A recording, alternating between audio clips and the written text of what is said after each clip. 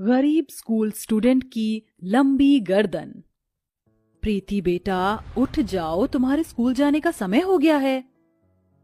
नहीं माँ, मैं स्कूल नहीं जाऊंगी। क्यों बेटा? मेरी गुड़िया रानी को तो स्कूल जाना बहुत पसंद है, तो आज वो स्कूल क्यों नहीं जाना चाहती? माँ पापा, स्कूल में हर कोई मेरी छोटी गर्दन का मजाक उड़ाता है और सब मुझे बिना गर्दन वाली कहकर चिढ़ाते हैं।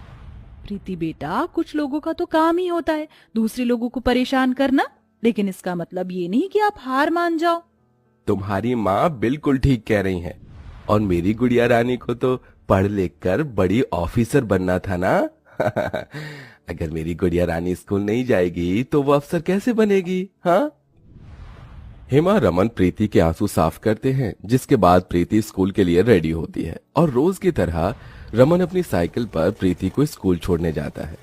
प्रीति जैसे ही अपनी क्लास में जाती है, देखो देखो, हमारी क्लास की छोटी गर्दन वाली आ गई। ए छोटी गर्दन वाली, तूने आज भी अपनी यही पुरानी फटी हुई यूनिफॉर्म ही पहनी है? मेरे माँ पापा के पास इतने पैसे नहीं है कि वो मुझे नई यूनिफॉर्म दिला सके।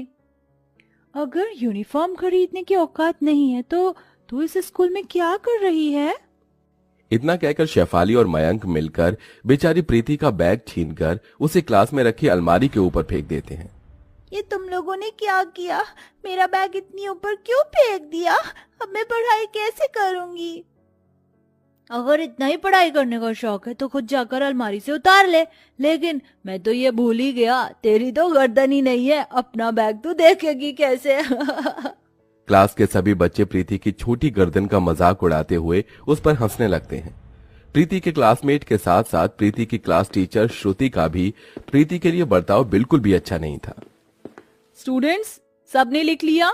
अब मैं इसे इरेज करने जा रही हूँ। 2 मिनट टीचर, मैंने अभी नहीं लिखा है।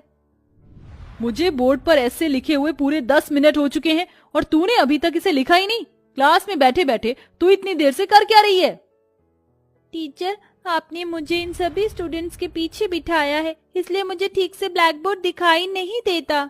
तो तू क्या चाहती है, मैं तुझे यहाँ फ्रंट बेंच पर बिठाऊं ताकि तेरी छोटी गर्दन को देख देख कर मेरा मूड खराब हो जाए?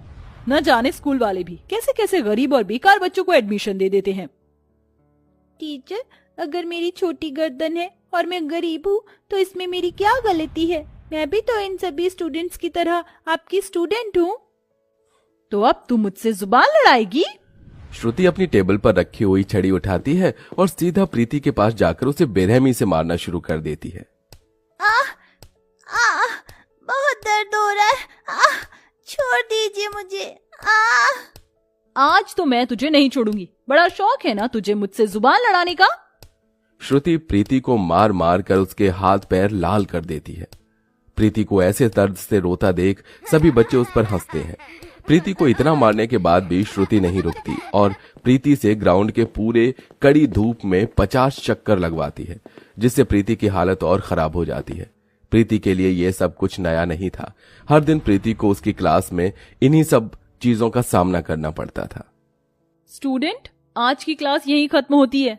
ए छोटी गर्दन वाली, हमारे जाने के बाद सारी क्लास को अच्छे से साफ कर देना। मैं? और नहीं तो क्या, फीस तो तेरी कभी टाइम पर आती नहीं, इसलिए अब से तू रोज क्लास की सफाई करेगी। और अगर ये बात तूने किसी को भी बताई ना तो तेरी ये जो बची कुची गर्दन है ना, इसे भी खत्म कर दूंगी। सभी स्टूडेंट्स और टीचर क्लास से चले जाते हैं, जिसके बाद बेचारी प्रीति देर तक स्कूल में रुककर अपनी सारी क्लास को साफ करती है। प्रीति रोज रोज के इन अत्याचारों को सहकर थक चुकी थी।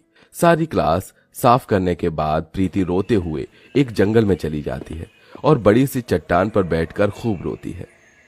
भगवान जी, आपने क्यों मुझे इतनी छोटी गर्दन दी? सब लोग मेरा कितना मजाक उड़ाते हैं। मैं तो बस पढ़ लिख कर अपने माँ पापा का नाम रोशन करना चाहती हूँ, लेकिन हर कोई मुझे परेशान करता है।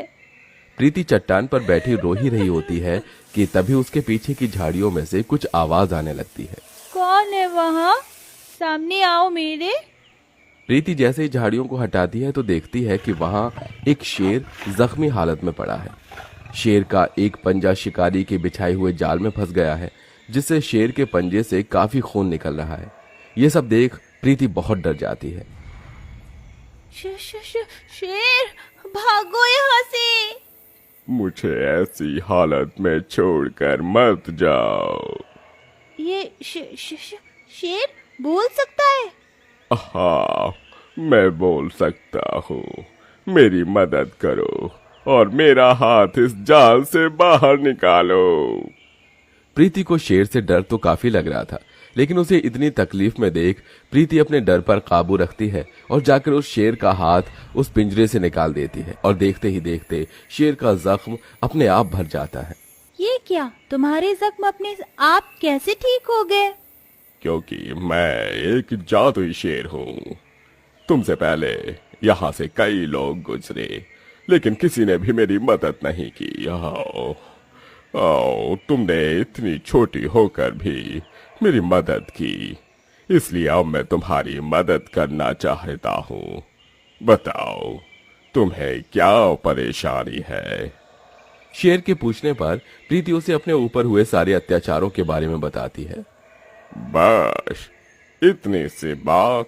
हाँ, मैं अभी तुम्हारी इस परेशानी को हल कर देता हूँ। शेर के अंदर से एक सुनहरी चमकदार रोशनी निकलती है, जो सीधा प्रीति के ऊपर जा गिरती है। अब तुम्हारी ये गर्दन कोई मामूली गर्दन नहीं, बल्कि एक जादुई गर्दन हो चुकी है।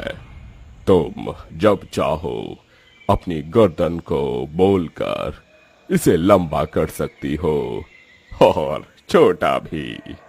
अब तुम्हारा कोई भी मजाक नहीं उड़ाएगा। उस शेर की बात सुन प्रीति बहुत ज्यादा खुश होती है और अगले दिन प्रीति जैसे ही स्कूल जाती है। बच्चों, सबने पूरा लिख लिया है ना? Yes teacher. ये इसने इतनी पीछे बैठकर कैसे लिख लिया? श्रुति जैसे ही पीछे मुड़कर देखती है तो उसकी आंखें फटी की फटी रह जाती हैं।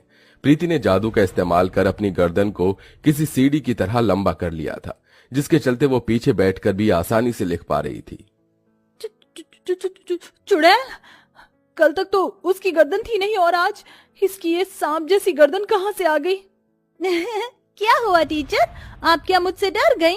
आज तक तो आप मुझे डराती थी और आज मैंने आपको अपनी लंबी गर्दन से डरा दिया। ये कहकर प्रीति जोर जोर से हंसने लगती है, जिसे देख श्रुति डर के मारी क्लास से भाग जाती है। अगले दिन, आज तो हमने तुम्हारा बैग फिर ऊपर फेंक दिया है, अब तुम इसे नीचे कैसे उतारोगी? अगर तुम चाहती हो कि हम तुम्हारा बैग नीचे उतार दें, तो तुम्हें हमारे जूते साफ करने होंगे। इसकी कोई जरूरत नहीं है, अब तो मैं अपना बैग खुद भी ले सकती हूँ। ऐ मेरी जादुई गर्दन, चल जल्दी से लंबी हो जा। प्रीति के इतना बोलते ही फिर से उसकी गर्दन लंबी हो जाती है और वो अपने मुंह से ही अपना बैग अलमारी से नीचे उतार लेती है। और अब प्रीति की लंबी गर्दन पूरी क्लास में घूमने लगती है, जिसे देख क्लास के सभी बच्चे डर जाते हैं। डायन के लंबे बाल तो सुने थे, लेकिन ये इसकी इतनी लंबी गर्दन कैसे हो गई? ये तो कोई भूत है। क्यों, अब आया ना मजा? अब परेशान करोगे मुझे फिर कभी दोबारा?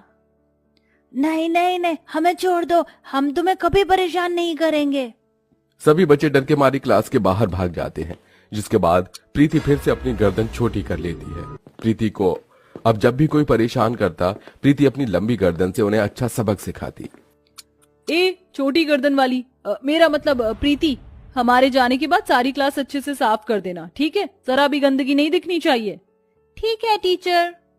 श्रुति बैग उठाकर सीधा वॉशरूम में जाती है और शीशे में खुद को देखते हुए लिपस्टिक लगाने लगती है कि तभी शीशे में श्रुति को प्रीति की लंबी गर्दन दिखाई देती है, जिसे देख वो काफी डर जाती है। तुम यहाँ क्या कर रही हो? टीचर, वो आपकी फाइल क्लासरूम में ही छूट गई थी, इसलिए मैंने सोचा कि मैं आपको बता दूं।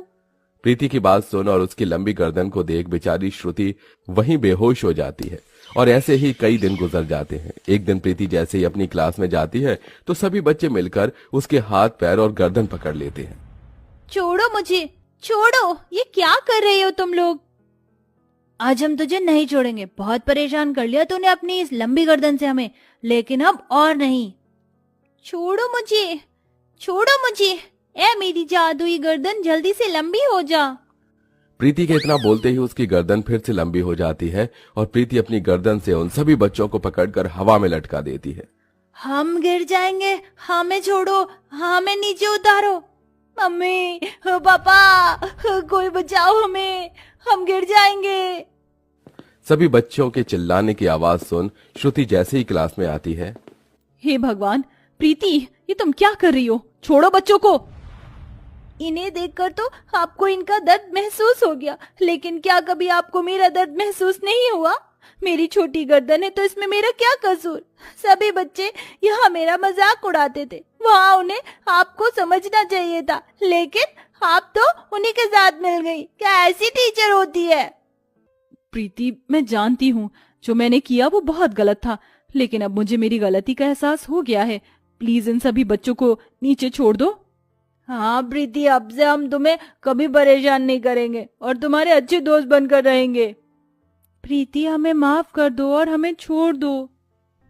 सभी को माफी मांगता देख प्रीति उनको छोड़ देती है और अपनी गर्दन को पहले की तरह कर लेती है, जिसके बाद अब कोई भी स्कूल में प्रीति की छोटी गर्दन का मजाक नहीं उड़ाता था और फिर सभी उसके अच्छे दोस्त बनकर रहते थे।